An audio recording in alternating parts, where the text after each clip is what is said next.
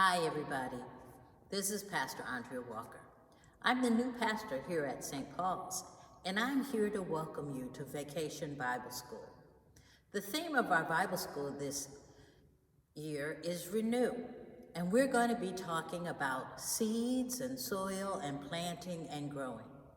I want to introduce you to two of my friends. They're sitting right back here, and that's Angie Bear and Minnie Me. They'll be showing up every now and then in these videos. You know, I was really looking forward to getting to meet all of you this summer, but we can't meet face to face. That doesn't mean that we still can't have lots of fun. Miss Lisa and the Vacation Bible School team at St. Paul's have put together a lot of activities, music, song, lessons, and activities that will show you how to plant, seed, and watch them grow. It should be a lot of fun.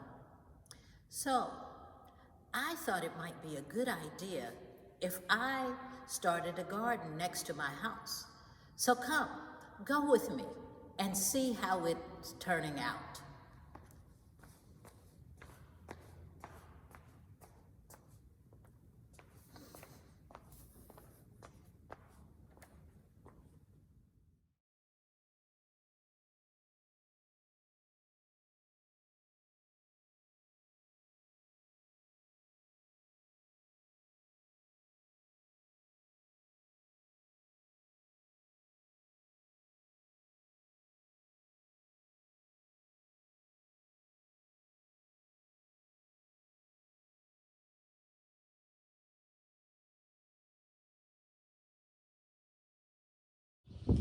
As you can see, I like to grow things. I like to play in the dirt and watch seeds as they sprout up and come alive. But before you plant seeds, you have to make sure you have good soil. So part of the way that I do that, especially when I'm planting in the ground, is to store compost. Compost is a combination of eggshells and coffee grounds and leftovers from the cuttings of your vegetables that turn into a icky, mushy thing. But you put it in your soil to help clay soil that is kind of rocky and sandy become rich soil. And sometimes you have to add some rich soil from somewhere else or potting soil from the hardware store and till it and mix it all together so that your soil is rich. You know, good soil doesn't become good by itself. It takes the loving care of a gardener. That gardener is God. And the seed that is planted in us is Jesus. This week, we're going to talk about the parable of the sower. A parable is a story that plants the seed of Jesus in us. How about that? We're going to learn lessons and sing songs and talk about how that seed grows in us and watch some plants grow perhaps. So, let's dig in to the soil of the story of the sower. Let us pray. Gracious God, help us be energized and excited about watching seeds grow. The seed of Jesus in us and all living things. Amen.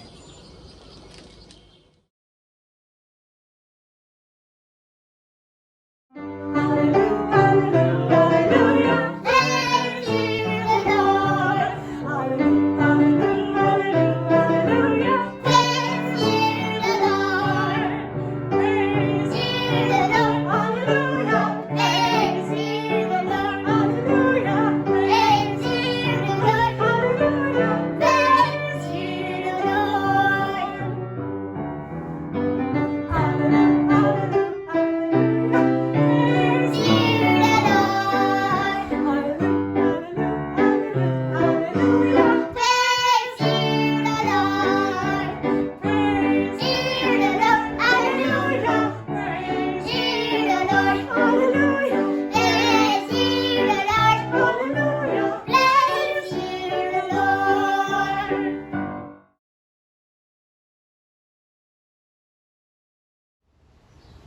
welcome everybody to Virtual Vacation Bible School. Now, I know this looks a little different than the way that we're used to meeting, but we really appreciate you being with us this week. Now, you've already met Pastor Andrea. She's the new pastor of St. Paul's, and I'm hoping that you'll get to meet her in person very, very soon. Now, I have a question for you. Do you like stories? I know that I do. And stories are something that people have liked to tell and listen to ever since the beginning of time. Now, there are some special stories that are called parables. What is a parable? Well, Jesus told over 40 parables during his ministry. And a parable is something that it comes from the Greek word that means to cast alongside. Now, casting is a word that means throw, and alongside, of course, probably doesn't need much explanation. It means to put something alongside.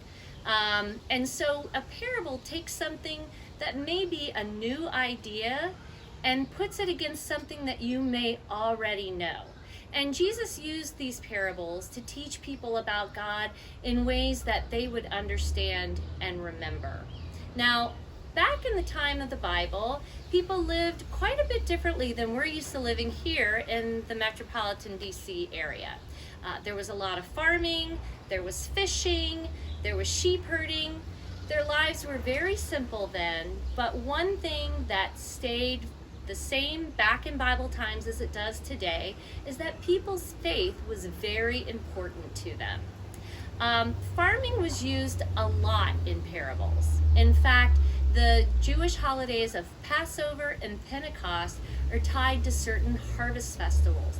The growing season would usually start in October, and then when those crops were gathered in, there would be a festival to celebrate the bringing in of the harvest. Now, we're going to talk about a farming parable all this week. It's a parable called the parable of the sower. We'll spend time on it every single day, and we'll break it down into little chunks, and we'll talk about it all throughout this week. So I think the first thing that we want to do is we want to actually read that parable. It's from the book of Mark in the Bible.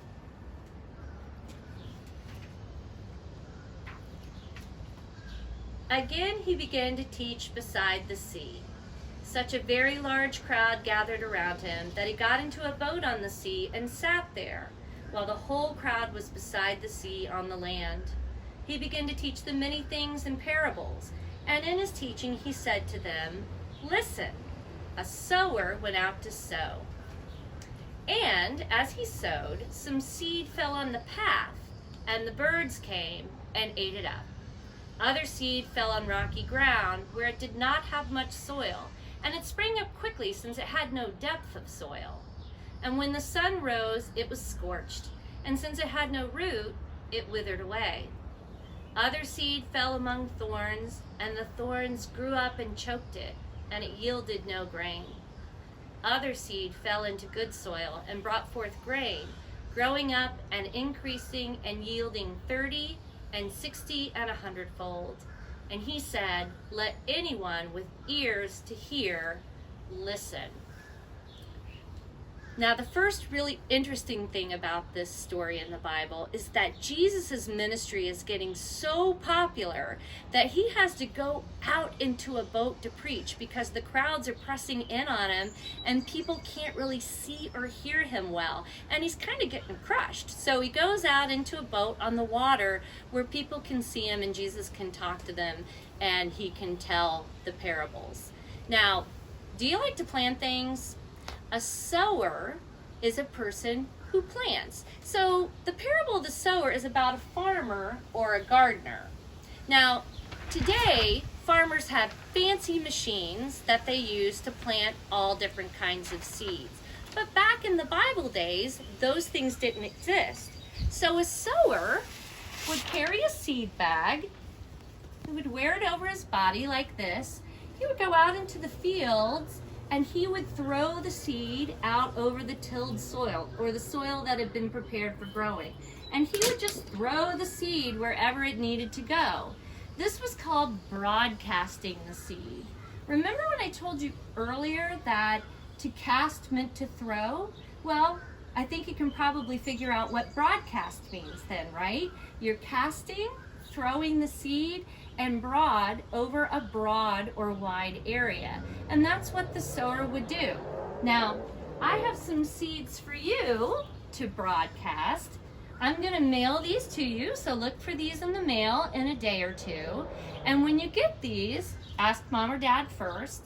I want you to take these out and I want you to broadcast them someplace where you would like to see some beautiful wildflowers. Now these are special wildflowers because these are the kinds of flowers that pollinators like bees and butterflies and even hummingbirds like to go and eat from. So when you get these seeds, make sure that you don't have to do anything fancy. You don't have to really prepare the soil. Just find a place in your yard that's nice and sunny and throw them out there where they can sprout and help out our little pollinator friends. Now, I now have some questions for you, and what I want you to do is I want you to get together with a favorite grown-up or even one of your siblings, and I want you to talk about these next questions I'm going to ask my camera woman to focus on. The first one, of course, is what are your favorite seeds? Now, there's all kinds of seeds in the world. Did you know a coconut is a seed? Well, you might want to say a coconut is your favorite seed, or you might want to say something tiny like a little sunflower seed. But talk about the person that you're with about what is your favorite seed. Second is, why do people plant seeds? Why is planting seeds so important? And finally, why does God plant seeds? Now that's going to be a little bit harder question, but talk about that with your favorite grown-up or your sibling and try to figure out why God actually plants seeds. Now, tomorrow we'll continue on with the story and we're going to talk about where exactly those seeds fell. But I hope you'll join me then for tomorrow, and just remember that God's love is a seed in you. All right, bye.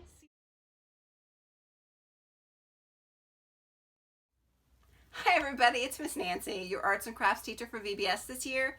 I'm sad that we're not going to be able to see you in person, but I think we've got some really great projects that we're going to be doing this year. Come on over. So I hope you get your instruction manual with each day's projects. First day, you're going to put a seed in the baggie and you're going to watch it grow. This one's already got its roots and some leaves growing on it. The second day, you're going to use your egg carton to plant some seeds. Now you're going to start out with this little pellet of dirt. You're going to put some warm water on it and it's going to just expand. But there's a plastic wrap around it, so just throw that away and get your dirt going in here. You'll probably, with your 3 pellets, you probably only have enough for about 6 of these little spaces to put your seeds in, but that's okay, not a problem. On day 3, you have your mason jar, and you're going to need to go outside and find some pebbles to put at the bottom, because that's what you're going to use for your drainage in this kind of container. And on your day 4, you're going to do a God's eye. This one's almost finished. I'm going to come around, I'm going to go underneath, and just remember to keep rotating. That was the big challenge on this. Just keep rotating. You put it up, underneath, back up again, underneath, and just keep rotating. Have fun. There's lots of great yarn in your packets. And the last thing you're going to make is a bird feeder. Pretty cool, huh? And I wanted to show you some of the recycled containers that I've been using to transplant the spider plant that you should have gotten in your pack. But I've used all kinds of stuff that I had left over from the grocery store. Here's a yogurt container. This one's in a cream cheese container. So just have fun with it. And back to me. And I hope that next year we'll be able to be in person and I'll get to see you all and have a great time. But right now, enjoy your projects for this week. Thanks. Bye.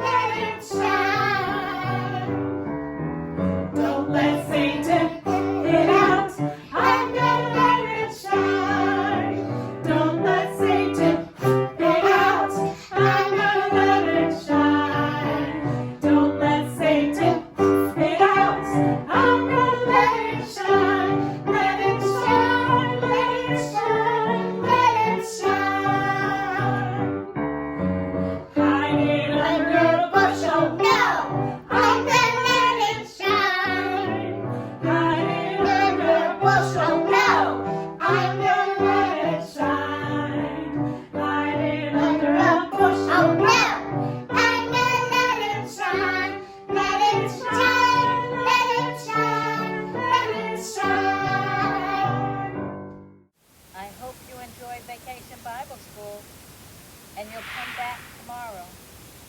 Let us pray. Gracious God, help us to remember that you plant your seed of love in us. Amen.